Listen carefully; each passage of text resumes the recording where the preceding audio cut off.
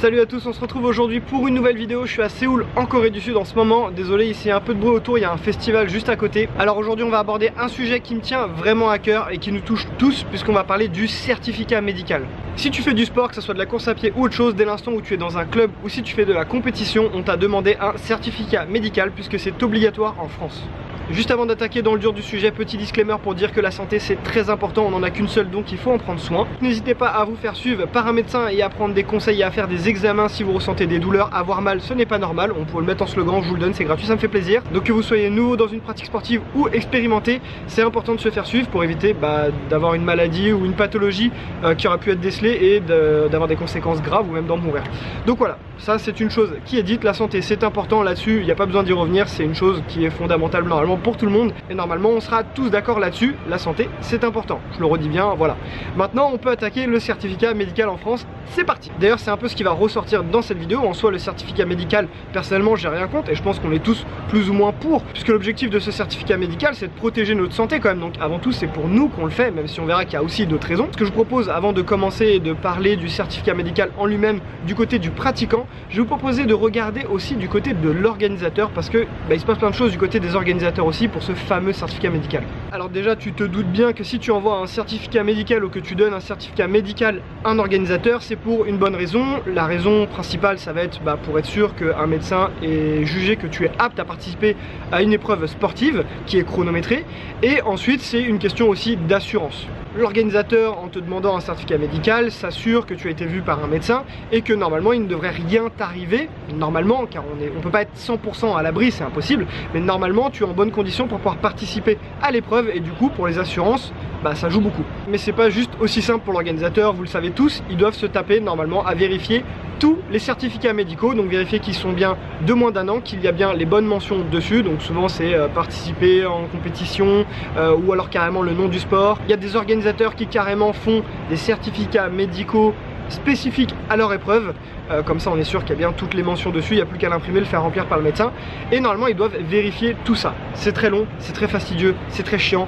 Voilà, donc déjà rien que pour le côté des organisateurs, on commence mal, mais bon, en soi on peut le comprendre, le côté assurance, etc. Pourquoi pas. Là je vais te donner une info qui va te faire comprendre que le certificat médical c'est vite une vaste blague, tout simplement parce que quand tu vas chez le médecin, il est très important d'y faire inscrire, participer en compétition. Souvent les organisateurs demandent bien à ce qu'il apparaisse sur le certificat médical que tu vas participer en compétition, et c'est ce qui fait que le certificat médical est obligatoire en fait en France. Tout simplement parce que si ton épreuve elle est chronométrée, il va falloir un certificat médical, alors que si ton épreuve n'est pas chronométrée, il n'y a pas besoin de certificat médical. Donc qu'est-ce que ça veut dire en fait ça? Ça veut dire que si tu veux faire un 100 mètres, un 5 km, un 10 km ou un ultra, et qui est chronométré, donc il y a un chronomètre officiel et tu es chronométré par l'organisation, donc il va y avoir un classement, etc. Il te faut un certificat médical. Par contre, tu peux organiser les mêmes épreuves, donc tu peux organiser des ultras, mais non chronométrés, donc c'est-à-dire que tu sais pertinemment que tous les concurrents auront leur montre pour se chronométrer eux-mêmes. Déjà là il y a un truc qui est vraiment bizarre, parce que ça soit un 10 km, un semi, un marathon ou même un ultra, courir ça reste courir. Alors est-ce qu'on part du principe que quand on est en compétition on va se donner beaucoup plus que si on est en non chronométré?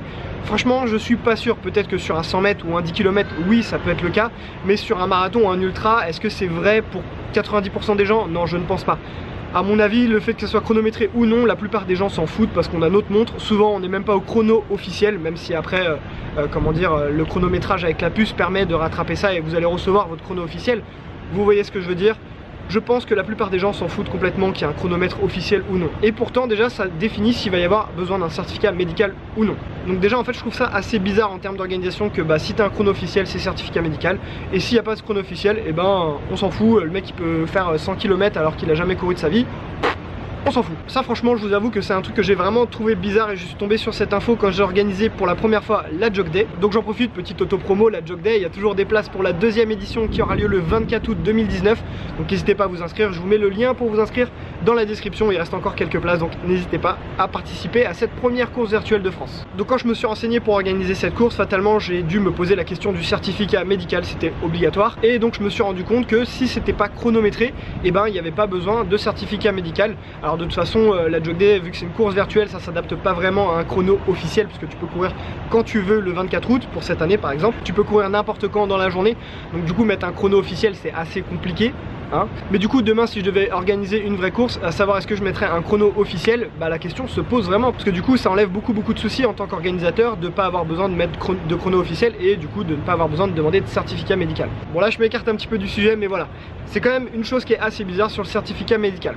Bon, alors maintenant on va attaquer la partie qui nous concerne tous en tant que participants. Si tu fais des courses officielles chronométrées, tu as dû faire un certificat médical. Enfin, du moins tu as dû fournir un certificat médical, parce que le faire c'est une autre histoire, on va en parler juste après. Normalement dans la théorie ça doit se passer comme ça, tu veux participer à une course, tu t'inscris, il va falloir que tu fournisses ton certificat médical. Dans ces cas là tu vas chez ton médecin qui va te faire un examen, et via cet examen il va pouvoir juger ou non si tu es apte à participer à la course à laquelle tu t'es inscrite. Alors après aussi tu peux d'abord passer l'examen médical, comme ça si jamais il t'autorise, ensuite t'inscrire, ça évite d'acheter ton dossard pour rien. Et si ton médecin il juge que tu es apte à participer à l'événement, il te fera un certificat médical que tu pourras donner à l'organisation qui du coup t'autorisera à participer à l'événement. Voilà dans la théorie normalement comment ça se passe. Sauf que dans la pratique, c'est pas tout à fait ça, pas trop du tout même en fait. Alors je pense que je vais surprendre personne si je dis que pour la plupart des gens le certificat médical, on pense que ça sert à rien et c'est juste super chiant à faire en fait, tout simplement parce que déjà bah, faut aller chez le médecin, donc ça peut prendre plusieurs heures selon ton médecin. D'ailleurs tu prends rendez-vous mais au final il a 2 heures de retard, c'est génial. Tout ça pour au final qu'il te fasse aucun examen et qu'il te remette le papier juste comme ça, à la rigueur il te dira ça va en ce moment, tu te sens bien, et puis hop c'est bon, il donne le certificat, tu t'en vas. Chose qui au final t'arrange bien parce que tu as déjà perdu assez de temps en salle d'attente, donc tu dis donne-moi mon certificat médical, c'est bon, je sais que je peux courir mon 10 km, et tu te casses, t'as ton certificat médical, t'es content, sauf qu'en réalité ça devrait pas du tout se passer comme ça, hein. Alors je rentre pas dans le cas des gens qui font partie de clubs et qui du coup n'ont pas besoin de fournir de certificat médical puisqu'ils ont une licence, mais pour avoir ta licence t'as dû fournir un certificat médical. Alors maintenant dans un club de sport il n'y a plus besoin de faire de certificat médical tous les ans, donc c'est vrai que c'est plus avantageux quand t'inscris dans un club, enfin bref. Je vais pas rentrer dans tous ces détails là, c'est pas trop le sujet de la vidéo, mais en gros effectivement être affilié à un club et avoir une licence ça permet d'éviter un petit peu tout ça, du moins de l'avoir moins souvent. Mais en supposant comme moi et comme beaucoup de personnes que tu ne fais pas partie d'un club, et bah il faut te taper le certificat médical tous les ans. Donc déjà je pense que ce qui pose problème aux gens c'est l'attente chez le médecin. Alors pourtant c'est pas non plus un truc de ouf, c'est qu'une fois par an, franchement ça va, on peut faire l'effort, sauf que c'est vrai que c'est hyper saoulant quand même de devoir aller chez le médecin. Bref, passons cette étape, c'est un truc à faire, c'est comme les impôts, c'est chiant mais on est obligé de te le faire. Donc t'y vas. À mon avis là où il y a un gros problème aussi au niveau du certificat médical, c'est l'examen en lui-même. C'est-à-dire que beaucoup de médecins ne sont pas sérieux. Ils vont, comme je l'ai dit juste avant, te donner le certificat médical comme ça, ils vont te poser 2-3 questions. La plupart n'y connaissent pas grand chose en sport malheureusement. Donc du coup tu vas leur dire que tu vas faire un marathon, ils savent pas trop c'est quoi comme distance, ils te connaissent pas forcément. Alors le mieux c'est d'avoir son médecin qui te suit, comme ça au moins voilà, il connaît ton historique, il connaît si tu as déjà des problèmes de santé, etc. Ça c'est déjà une bonne chose on va dire. Par exemple dans mon cas, bah, je vais pas du tout souvent chez le médecin et du coup il me connaît carrément pas en fait. Le dernier que je suis allé voir 2 fois, bah, il est déjà parti à la retraite, donc du coup là j'ai été en voir un nouveau, enfin bref, ils me connaissent pas du tout et au final ils me donnent le certificat médical comme ça. Je sais que c'est le cas pour de nombreuses personnes, donc déjà ça dévalorise vraiment beaucoup le certificat médical et l'intérêt qu'on pourrait apporter au certificat médical. Et quand bien même ton médecin ferait bien son travail, c'est-à-dire qu'il va te poser des bonnes questions, il peut même te faire quelques flexions, te faire un électrocardiogramme, est-ce que vraiment ça suffira à détecter une pathologie qui va faire que tu vas mourir sur une course?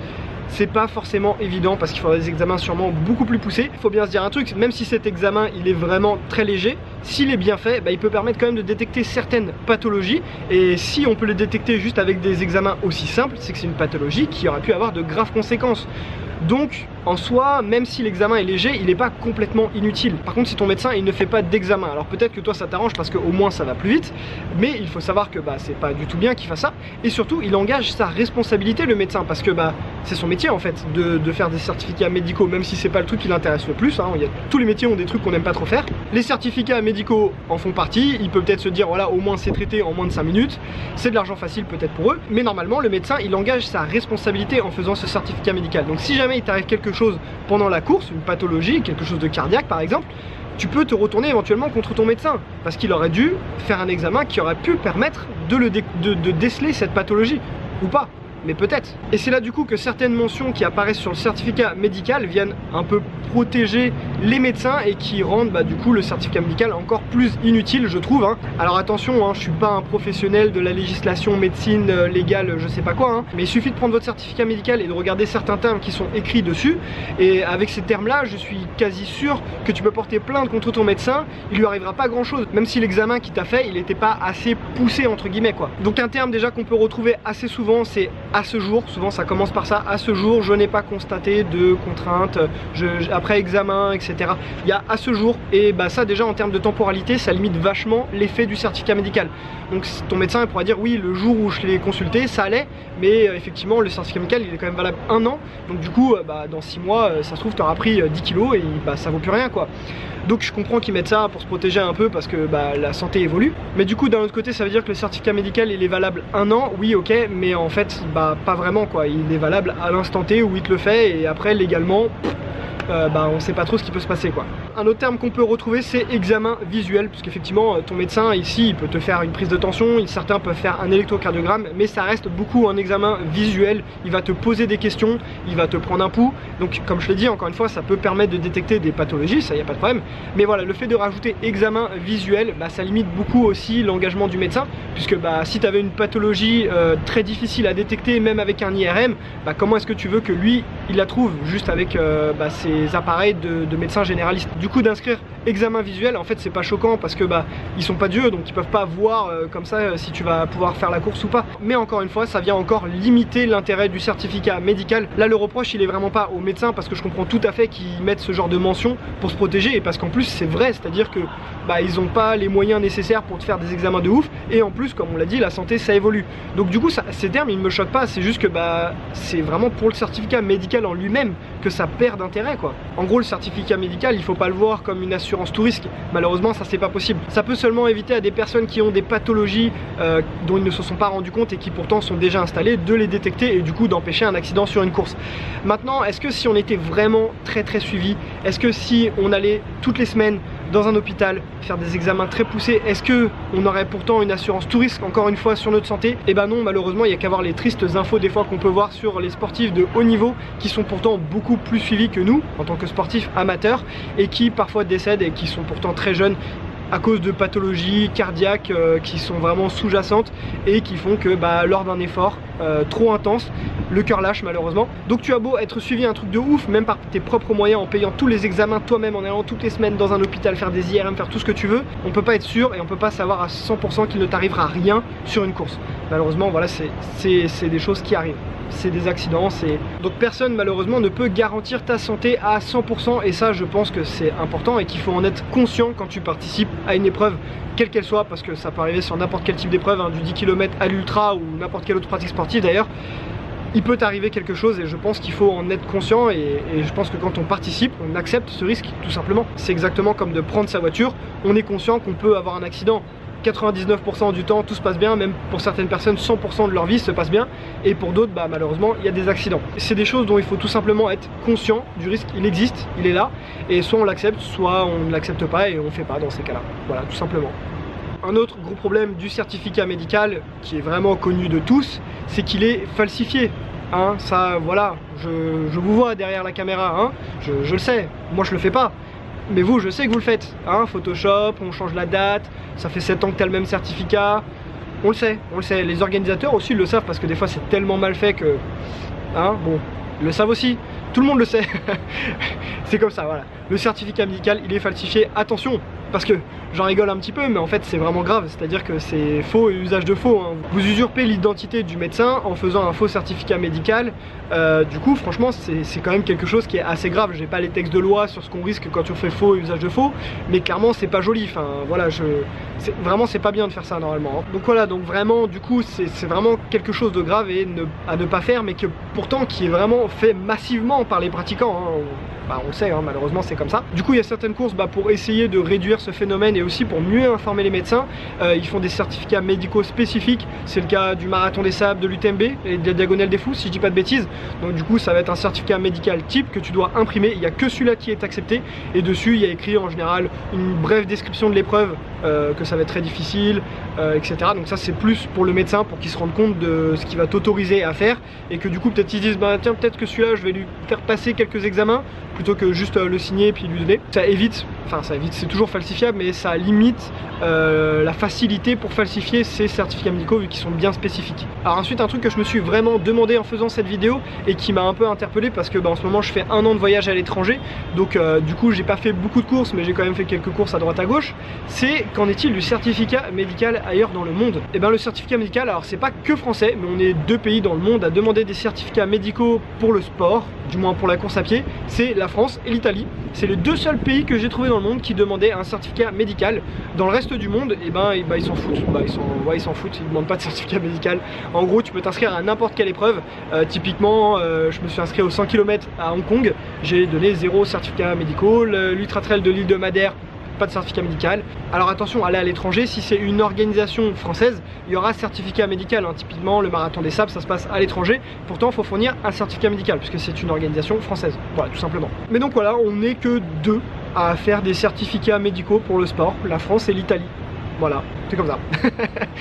C'est quand même assez bizarre de se dire qu'on est les 2 seuls du monde entier à les faire. Je trouve ça assez rigolo. Donc pour le reste du monde, pas besoin de certificat médical, donc en gros juste tu t'inscris et voilà, t'es inscrit. Donc ça c'est plutôt cool, mais on va voir que ce côté pas de certificat médical, même si ça peut paraître assez cool, ça a certains désavantages. Alors il y a quelques organisations qui du coup font des espèces de décharges de responsabilité pour se protéger un minimum. Tu vas devoir répondre à quelques petites questions, ça peut aussi te permettre de prendre conscience que tu n'es peut-être pas prêt pour cette épreuve. Voilà, ce genre de choses. Et il y a des organisations où il n'y a vraiment rien du tout, que ce soit autant sur des 10 km, des marathons ou des ultras, il n'y a vraiment que dalle, type marathon de New York, il n'y a rien, marathon de Montréal, il n'y a rien du tout. Mais justement le marathon de Montréal c'est un bon exemple, puisque l'année où j'ai voulu le faire, il a fait très chaud, il faisait anormalement chaud, et du coup l'organisation a annulé le marathon, et ils ont seulement maintenu le 10 km et le semi si je me souviens bien. Et pourquoi est-ce qu'ils ont annulé le marathon? Et tout simplement parce que les conditions allaient peut-être être hard à cause de cette chaleur, et comme il n'y a pas de certificat médical au niveau des assurances, etc., ils ont préféré l'annuler pour éviter qu'en fait les gens se blessent, fassent des malaises ou meurent sur leur marathon. Alors je sais pas si l'organisation a fait ça pour des raisons légales, pour éviter que des gens portent plainte contre eux.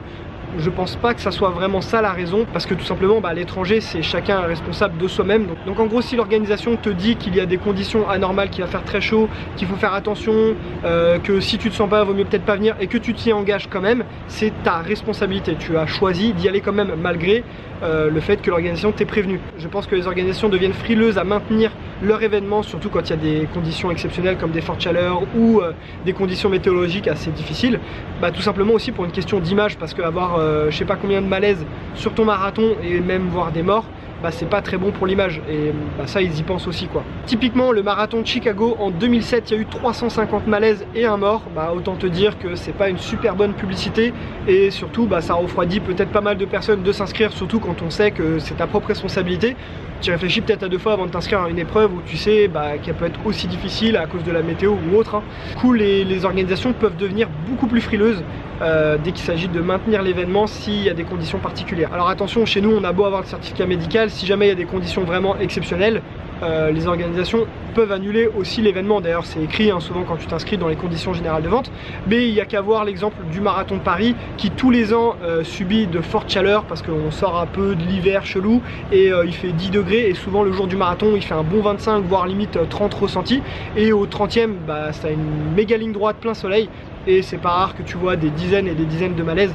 J'exagère un petit peu, mais tu vois l'image, il y a vraiment beaucoup de malaise, c'est assez impressionnant.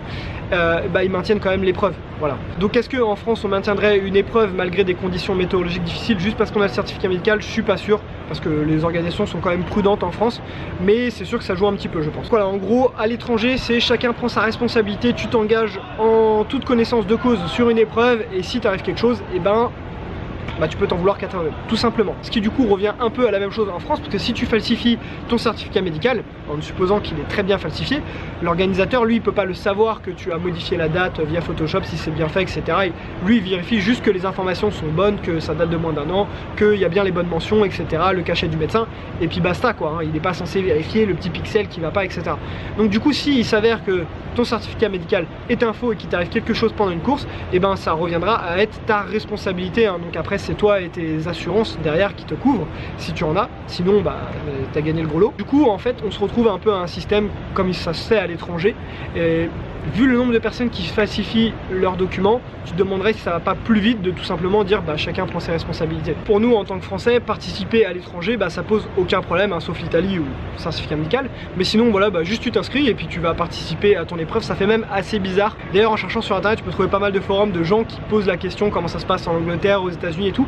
Parce que pour nous c'est tellement ancré, ça paraît normal que bah ça serait bizarre qu'à l'étranger ce soit pas pareil. Et non, bah c'est pas pareil. Mais du coup, pour les étrangers qui viennent participer en France, comment ça se passe? Et ben, il faut qu'ils fassent un certificat médical eux aussi, hein, et personne n'échappe à la règle. On va dire par exemple qu'une Australienne veut venir en France faire le marathon de Nantes, par exemple.